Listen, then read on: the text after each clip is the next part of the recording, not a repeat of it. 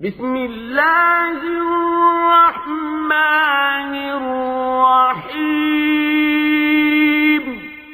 আলহামদুলিল্লাহ ওয়াসসালাতু ওয়াসসালামু আলা রাসূলিল্লাহ। আমাদের এক ভাই আসহাবে কাহাফের কুকুরটি জান্নাতে যাবে কিনা এ ব্যাপারে প্রশ্ন করেছেন, জানতে চেয়েছেন। কুকুর সম্পর্কে সূরা কাহাফের 18 নম্বর আয়াত আল্লাহ রাব্বুল আলামিন বলছেন, ওয়া কালবুহুম বাসিতুন যিরাইহি বিল ওয়াসিদ। আর তাদের কুকুরটি যে সম্মুখের দিকে পা দুটি গুহার দ্বারে দিয়ে প্রসারিত করেছিল আর কি।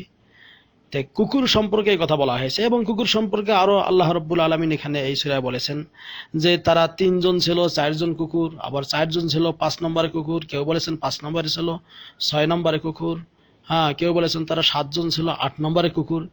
এই কথাই শুধু সূরা কাহাফে বর্ণিত হয়েছে। এবং এই আয়াত দিয়ে এটা প্রমাণিত নয় যে কুকুর জান্নাতে যাবে, এক।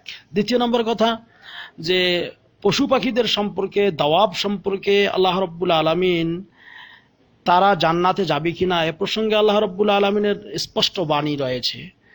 যে যেমন আল্লাহ বলতেছেন, ওয়ামা মিন দাব্বাতিন ফিল আরদি ওয়ালা তাইরিন ইউতিরু বিজানাহিহি ইল্লা উমামুন আমসালুকুম মা ফাররাতনা ফিল কিতাবি মিন শাই সুম্মা ইলা রাব্বিহিম ইউহশারুন। আল্লাহ বলতেছেন, এই ভূপৃষ্ঠে চলমান প্রতিটি জীব এবং সেই বায়ুমণ্ডলে 2 ডানা বিশিষ্ট যত উড়ন্ত পাখি আছে, এরা তোমাদের মতো একটি জাতি।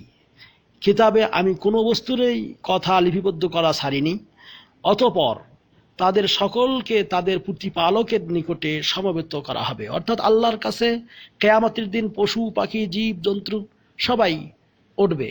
অনুরূপভাবে যেমন আর একটা আয়াত আল্লাহ বলছেন, সূরা, যে আয়াতটি এখন বললাম সূরা আনআমের 38 নম্বর আয়াত, আর সূরা তাকবীরের 5 নম্বর আয়াতে আল্লাহ বলছেন, ওয়াইজাল উহুশু হুশিরাত।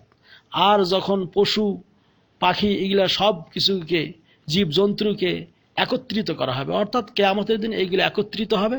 এবং হাদিস থেকে প্রমাণ যে আল্লাহ রাব্বুল আলামিন শিংওয়ালা যেগুলি পশু দুনিয়াতে অন্য যাদের শিং ছিল না তাদেরকে যে গুতা মেরেছে, সেই যাদের শিং ছিল না তাদেরকে আল্লাহ শিং দেবেন দিয়ে, হাত্তা ইউকাদু লিশাতিল জালহা আল্লাতি বিদুনি কুরুন মিনাশ শাতিল কারানা।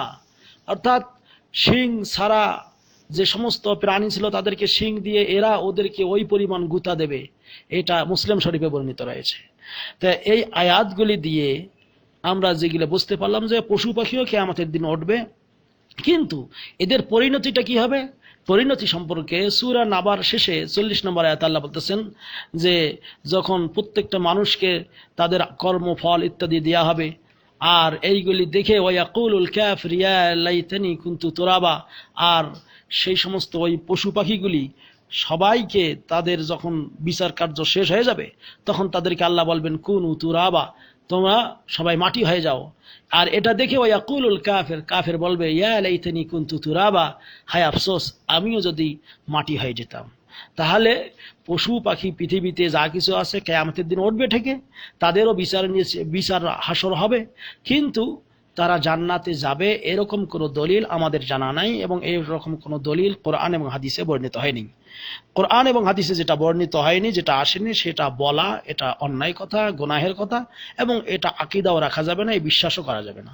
কাজেই আসহাবে কাহাফের কুকুর জান্নাতে যাবে, অথবা ওই যে ওজায়ের একজন যে ছিলেন পৃথিবীতে, তাকেও আল্লাহ রাব্বুল আলামিন দুনিয়াতে মরণ দিয়েছিলেন, আবার জীবিত করেছিলেন।